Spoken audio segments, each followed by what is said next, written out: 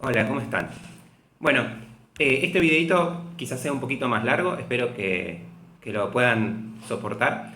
Primero que nada, quería agradecerles todo lo que me van poniendo en los comentarios y muchos mensajitos privados y aclararles un poco para qué son estos videos. En realidad, los psicólogos que trabajamos con personas con TDAH necesitamos muchas veces dar material para que los pacientes vean, complementen, se informen. Y recientemente en el libro que publicamos con Rubén también nos propusimos que haya materiales disponibles complementarios al libro y un poco ese es el objetivo de los videos, que todos estos videos están también en la página web de materiales complementarios del libro.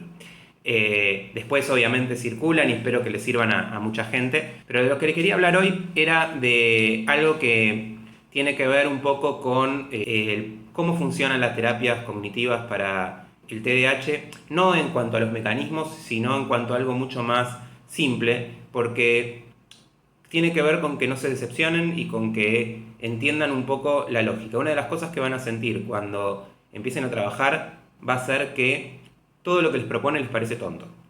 Y esto va a tener que ver en gran medida con que efectivamente las técnicas que tenemos para ayudar a las personas con TDAH hoy por hoy no son ninguna novedad. Seguramente las pueden encontrar en internet, se les pueden haber ocurrido solos, se las puede haber recomendado un familiar o un profesor, etc. Porque la verdad es que en el fondo se trata de técnicas para organizar el tiempo y para organizar las actividades, etc., bastante de sentido común.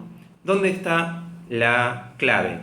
La clave está en que un buen terapeuta logra ayudarlos a sostener eso en el tiempo y a abrazar esas técnicas de forma tal en que se conviertan en algo que se convierte en rutinario, valga la redundancia. Imagínense que ustedes, un caso que compartí con una paciente hace poquito, llegan a su casa y dejan todo tirado.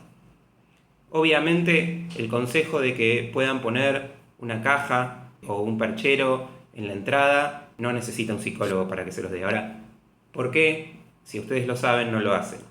No lo hacen porque las personas con TDAH tienen más dificultades para controlar sus impulsos y para estar presentes cognitivamente a nivel atencional en el momento y tienden a actuar de una manera más automática en donde llegan y hacen lo primero que les sale y una vez que ya está hecho el daño, entre comillas, el acto de reparar eso, de ordenarlo, ya es un segundo trabajo. ¿Sí? Las personas ordenadas, como siempre digo, no ordenan. Las personas ordenadas no desordenan, entonces no necesitan ordenar. Entonces, lo que van a trabajar con su psicólogo es cómo lograr que eso se convierta en un hábito. Y eso va a tener mucho que ver con una parte que es cómo plantear objetivos pequeños y sostenibles.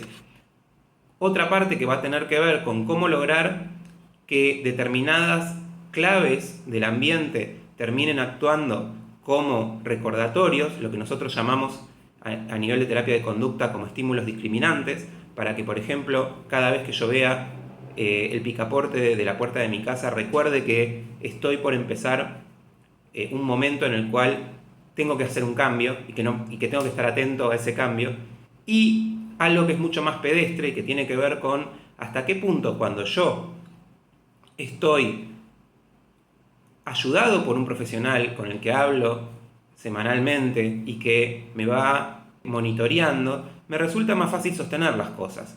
Cualquiera que haya intentado hacer ejercicio o hacer una dieta con un nutricionista, con un personal trainer, etc., sabe que no es lo mismo tener a alguien que te pesa, que te pregunta, que te hace ajustes en la dieta, que hacerlo solo, aunque en la práctica no hay mucho motivo por el cual uno no pueda buscar en internet la información necesaria para hacerlo solo.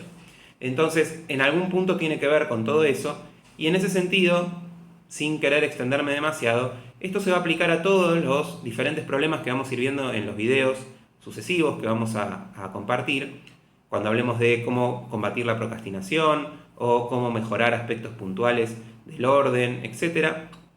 Obviamente las cuestiones atencionales. Y esto también tiene de fondo algo que es el TDAH no te hace ser como sos.